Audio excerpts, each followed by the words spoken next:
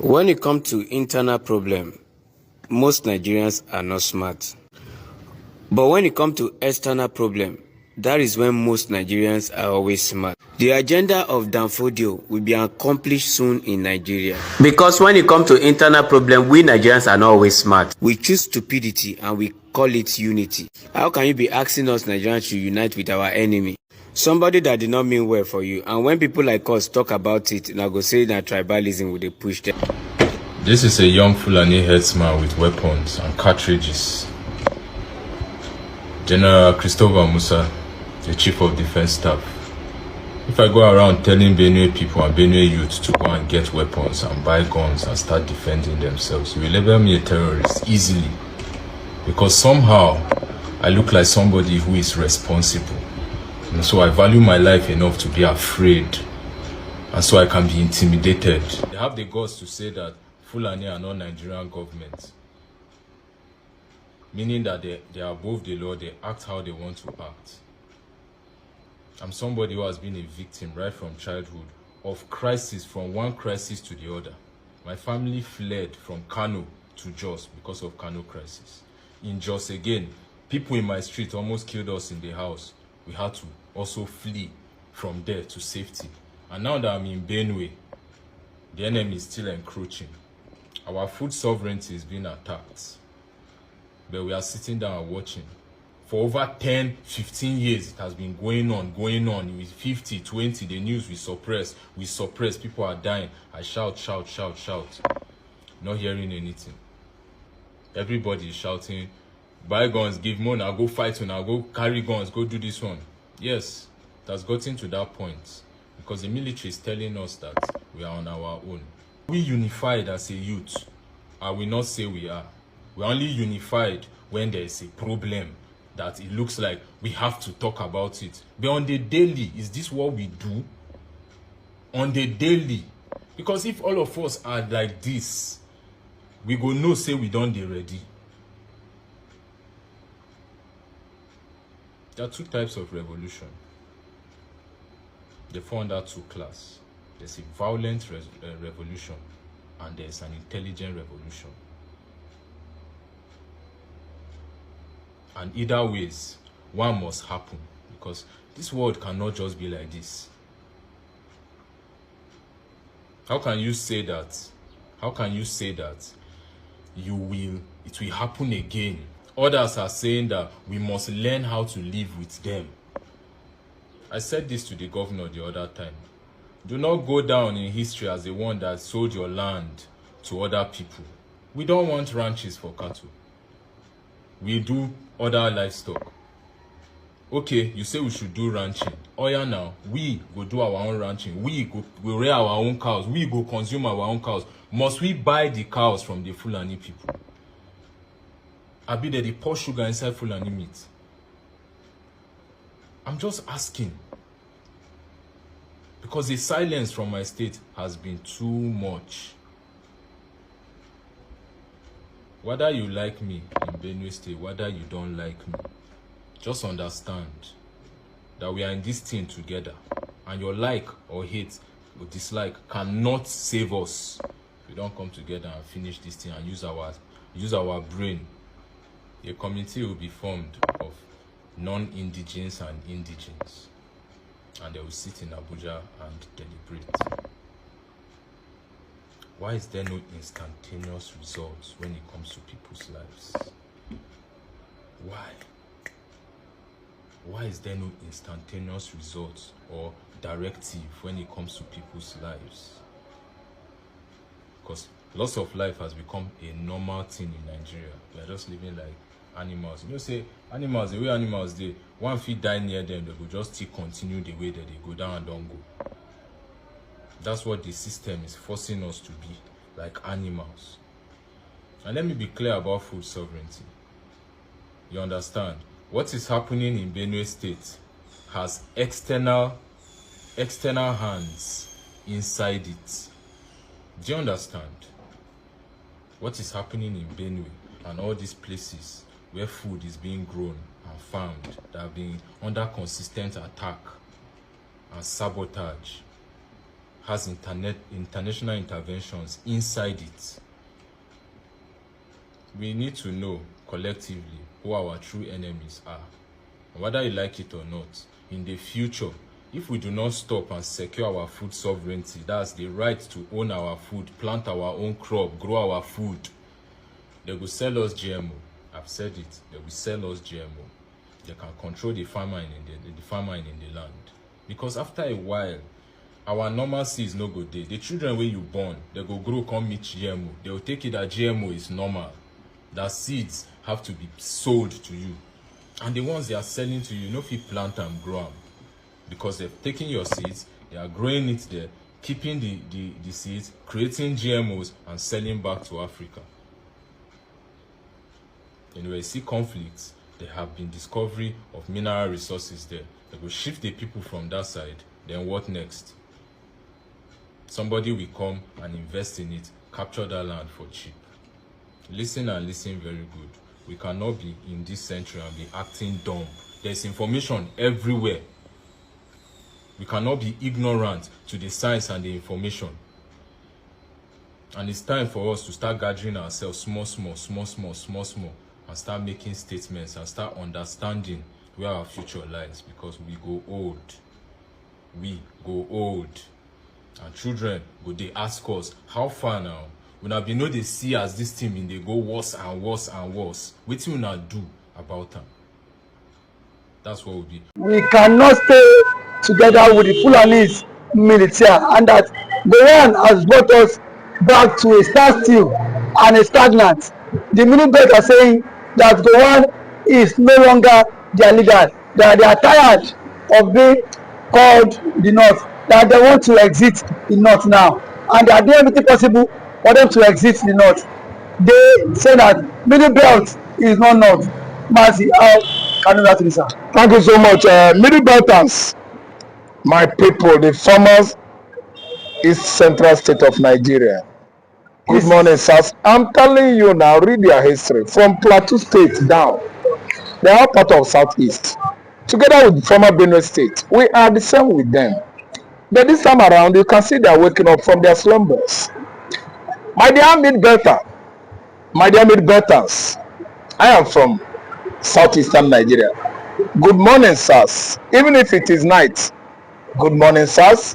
Plateau people, Taraba. Benue State, Kogi State. Niger State, good morning, sir. Even if it is night, your people are just waking from your slumbers. You've now realized what the Fulani Janjaweeds had actually, let me say, crafted for your downfall, for your destruction in the past, many years ago. And so many and most, let me say, stories. Yeah, animosity stories to you, to hate the Igbos, your fellow Southeasterners, giving you Middbelt, Mid-North, so that they will have the political way to subjugate the Igbos and the other Southeastern states, so that they will have upper political, capacity or superiority over you. And you agreed, you follow them. Mr. Follow, yeah, rolling. Make it add their sense, yeah, rolling. When the Fulani Janjaweed sold all these manners of markets, to you, you did not ask yourself questions. You could not even think, you could not even evaluate, you could not even add and remove. You could not even at least brood over it day and night before accepting it. Now it is playing back on you that you are Middbelters. You are not up, you are not down, you are not for high, you are not for the earth. Now you are waking up. Oh, you are welcome. And good morning, sirs. Finally, do you know what? Good morning, sir. Yes, Amas. Do you know what? Your leader Gowon was the reason why Nigeria is like this. He led the war against the Igbos from 1967 to 70. 36 months, thinking that he's gonna overcome, or subdue the Igbos under 2 weeks. He was laughing in his pidgin English. It's just gonna be 2 weeks war. 2 weeks. From 2 weeks, what? 4 weeks. From 4 weeks, 10 weeks, 10 weeks, 52 weeks. That is 1 year. it degenerated, begin to degenerate into 104 weeks. That's 2 years. It goes on and on and on, and my God, 156 weeks. Make how many years? 3 years. Wow! You see it? Just 14-day war as envisaged. I don't understand. By your leader Gowan, it has now extended to 365 days times 3. Now so, making it up to how many days? We fought that war more than 2,000 years. We fought that war more than 365 days 1 year. 365 days 1 year. Another 1 year. 16 to 3, 180. 300 into 3, 900 plus. 180, 1,080, 1,000 and something days. You see it? And they are telling me that he has brain. He is human being that can reason well. Even now that Fulani is still killing all of you, he could not even come out and renounce Ojuku's cause. Ojuku laid curse on Gowan and it is playing out. Middlebelt. That's why you people are dying in your large number. He said, I read the curse. He said, go on. Now that you are joining the Janjaweeds to kill, to slay, to dismiss the Igbos. Unprovoked. The Igbos did not do anything. No. Time shall come. Time should come because it should be in a reporting tense. Passive tense in English. Time should come when the same Fulani Janjaweed should do what? Will do what? Slit your throats, all of you. They will put all of you to sword. That was Emeka Dumego Ojukwu projecting a curse on General Gowan and the British. You know what? That is exactly what is playing out. And Gowan doesn't want to appease or erase this kind of mockery or curses, laid on the Middbelters by Chukwuemeka Dumego Ojukwu. I don't know whether you understand what I'm saying. And the one he laid on British, the British is began to take the boot of that. You know what? Arab is about to buy the whole London. Britain will subject, all they have this time around to the Arabs that are coming to buy everything in the UK. The Arabs, the Islamic religion is taking over the whole United Kingdom. Ojukwu laid curse on them. Go on to just raise it up that he doesn't want to surrender. He doesn't want to actually apologize to Igbos. He has failed. He has come out with many statements various times that he is not perturbed, regretted fighting Nigerian civil war. That's fighting the Igbos. But the people of the Middlebelt saying they are tired and they want to go. They should not call them outside anymore. They are not part of their region. Thank you so much. That's why I greeted good morning and good morning. Good morning and good morning and good morning. Even when it is night. Even now, I know that we are coming out of morning time, moving towards afternoon. It's good morning to the Middbelters. I have many of them as friends. I have many of them who are my followers and my fans. But they have actually understood that Gowan has issue with his brain. His mental ability is not working again. Why? Yes, his mental strength. He has issue with his cerebrum. He's now an old man. And the blood of the innocent Igbos has actually intoxicated him from, actually recognizing the fact that he should say sorry. Sorry could go a long way to make Gowan a sane person. His sanity still remains at the chronic malignant stage. Why? Because he has failed to recognize sorry. Sorry is just a phrase or a remark or a word that connotes apology, repentance. You see it? When a man fails to say sorry to someone he has offended, I think God Almighty begin to see the person as a pride person. And we have known actually what the Bible, the word of God says about the arrogant, the pride. The proud, God detests. The broken heart and humility is what God accepts, is accepted of human being, everybody. You must be humble, must humiliate yourself, you must bring yourself down stoop low before him, before fellow man as well. Before fellow men. Yes, you must be humble. Treat all men with alacrity.